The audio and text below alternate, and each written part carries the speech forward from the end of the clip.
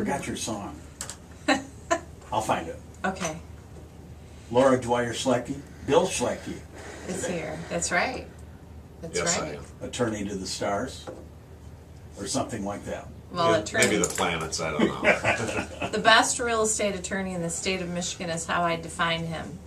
Okay. I You're define a him in little other biased, ways. but I No, I would tend to actually, believe you. She's biased against me. I thought that before I knew him. Oh, okay. I mean, yeah, before I met him.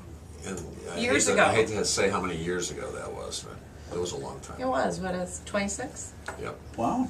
years ago? I was Congratulations. younger then. Congratulations. Weren't we all? Yeah, exactly.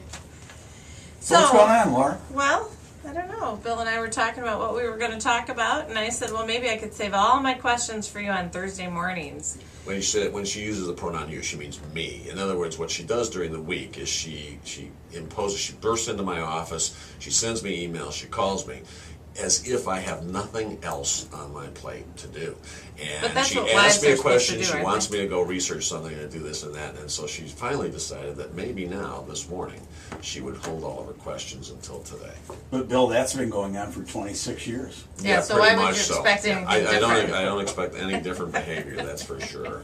But I mean, I gotta tell you, there's so much going on in terms of legal questions that come to me that I wouldn't know where to start. So let Laura So we figure could out start where by to start. saying if anyone out there has any questions. Well, sure. They need to be real estate related though, because that's the only kind of law Bill does. Real estate, environmental, Yep. brownfields. Yeah, no, well, like environmental that. and real estate, tons of litigation, but I'm getting all kinds of questions, whether it's housing discrimination questions, questions regarding fraud, questions regarding land contracts, tax appeals, foreclosures, all that sort of But stuff. the number I mean, you there's- would call in order to ask those questions would be 787-3397. And I don't have a computer, so you have to call 787-3397. They Right. could maybe text Jackie. No. No? Okay. Just call Just call. 787-3397. You have a question. But so there's No, I like fraud, Bill. Nobody likes fraud, but No, it's a subject that's a... it's a hot topic, isn't it? Yeah, it is. It always is, particularly in a difficult market, because some sellers, and I mean it's a relative few, but sellers are often looking for ways to sell properties that may be less than perfect, whether it's a flooded basement, or at one time flooding in the basement, or a leaky roof, or anything else like that. And so they look for ways to not necessarily conceal it, but not necessarily to disclose it to a prospective purchaser. Do they have to disclose it? Interesting you asked that, and that's a subject takes a long time, and you know me, I can Well, spend let's an start by enormous asking time this question, because I've had this question actually 2 times this last week. Should I have a home inspection done prior to listing my property? No, Tell me why. because in Michigan, a seller has it's called an inchoate, INCHOATE, inchoate, or anticipated duty to disclose defects in a property unless they fall within the following categories. One is, it is a dangerous or hazardous condition. Actually 4, there's a corollary to that. One is if the property is contaminated, we have a statute that says you must disclose it. Second, I have a duty as a seller to disclose a defect if I know about it and I take steps to actively conceal it from a prospective purchaser. You know, for example, I've got a ring around my basement walls, and so what I do is I paint them simply to conceal the fact that the basement had flooded at one time. I have a duty to disclose that. However, if the basement flooded and you cured the problem and you painted, that's not fraudulent. That's not fraudulent at all. However, I do advise sellers that, and again, in the seller's disclosure statement, it asks if there's ever been a problem, and you're better off as a seller to actually disclose it and then explain that it was repaired, show the repair bills, and let the purchaser investigate it. But to answer the original question, there's no duty on the part of a seller to disclose defects except in those categories. And so it is incumbent on a purchaser to have an inspection done, not for the seller to have it done, because as a seller, I'm not necessarily gonna go out of my way to look for defects before I put the property on the market. Our law imposes a duty on the purchaser, and the seller in a residential deal gives a seller's disclosure statement, which is signed by the seller. They verify that the statements are accurate, but it's to the best of the seller's knowledge. So if I'm a seller, why would I go out and increase my store of knowledge in anticipation of giving a seller's disclosure statement? So long-winded answer to Greg's question, no, don't, or your question, don't have an inspection done if you are a seller. Wait for the purchaser to have the inspection done. What causes the most disputes? Is it the basement? Yeah, it's situation? always foundation or roof. Sometimes it's other things. Look, I had a case probably 25 or 30 years ago involving a foundation issue in which the whole building turned out to be subsiding or collapsing into the adjoining lake. It was lakefront property over in Oakland County. The remedy was to destroy the house in its entirety and rebuild it. Wow. I mean, I've had all kinds of defects cases. And some structural, some have involved mold, some have involved black mold. I mean, there are a whole host of problems, but most often in Michigan, you're talking about the basement leaking, basement flooding, foundation issues. So if you do paint that, you have to tell them you painted it because of, or can you just say, well, Yeah, I I freshly painted painted that. it. Well, why'd you paint it? Well, because I had a bathtub ring around my basement floor. Well, I mean, we recommend. And let them figure it out? Yeah. I mean, the subsiding case where the whole foundation was collapsing, what the owners had done, the sellers had done, was they'd actually built a false wall in the lower levels so that when you looked at it, the wall was perpendicular. But when you took the false wall out, you could see that the entire front of the building was starting to collapse into the downside of the hill.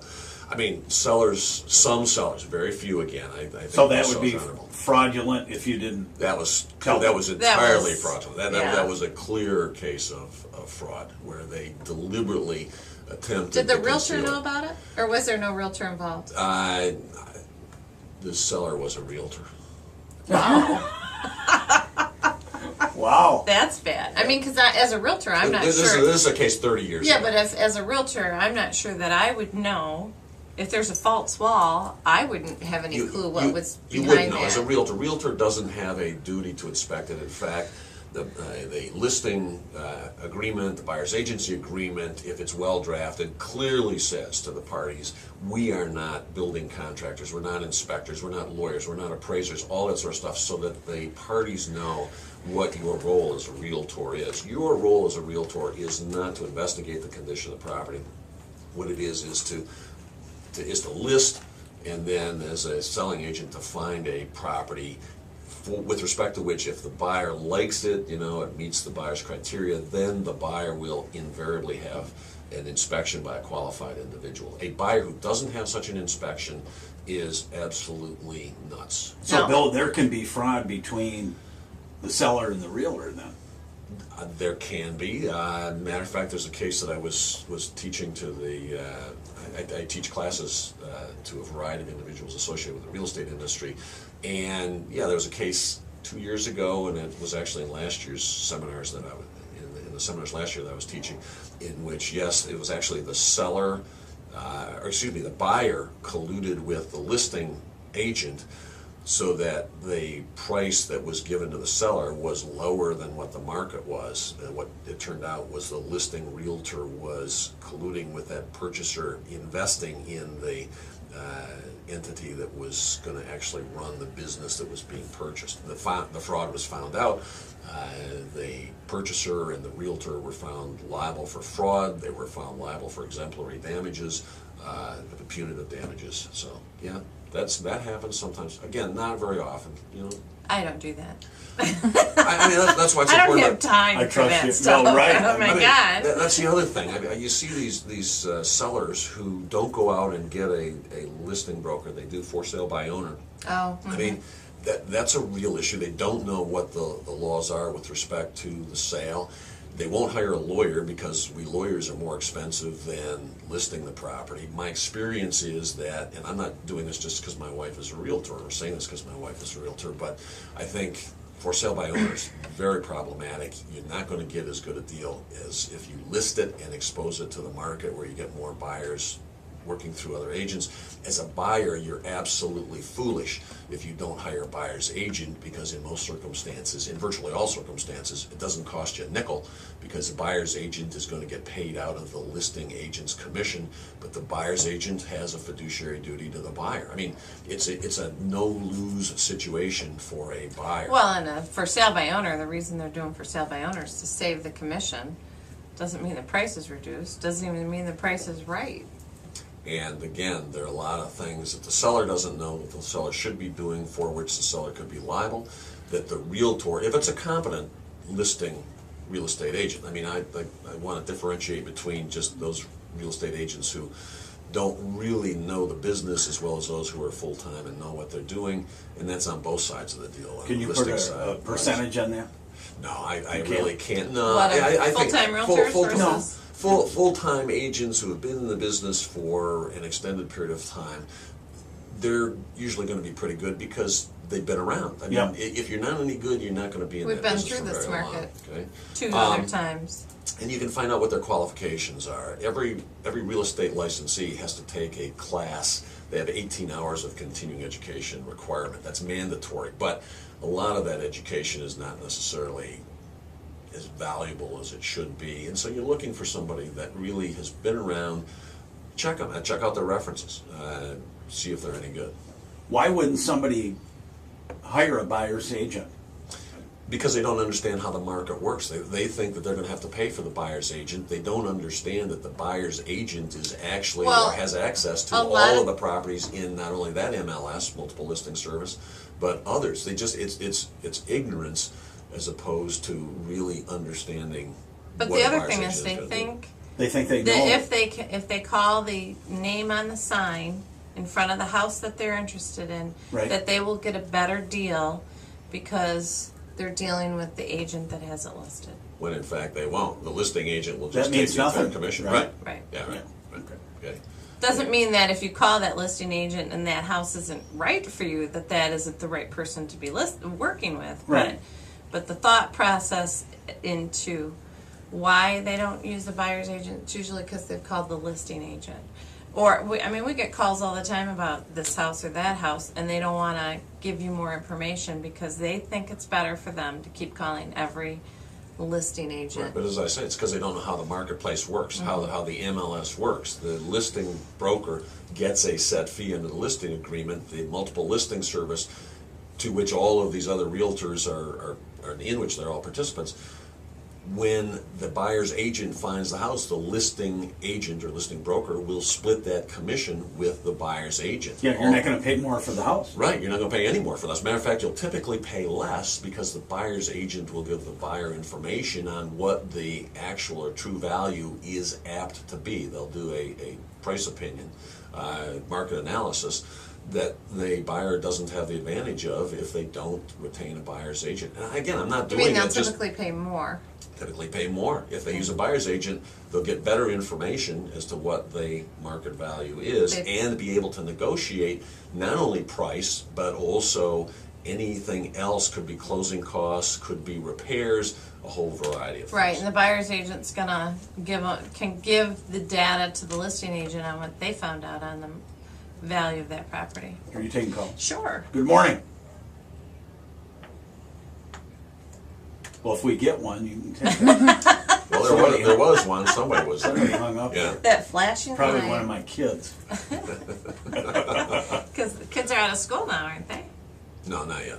Another week for Sometimes. Yeah. Sometimes when they're supposed. So you work both sides, though. You're a I buyer's do, agent. right? And you see a lot more dual agency in today's marketplace because we have fewer realtors. Yeah, 15, 20 years ago, I don't ever remember that.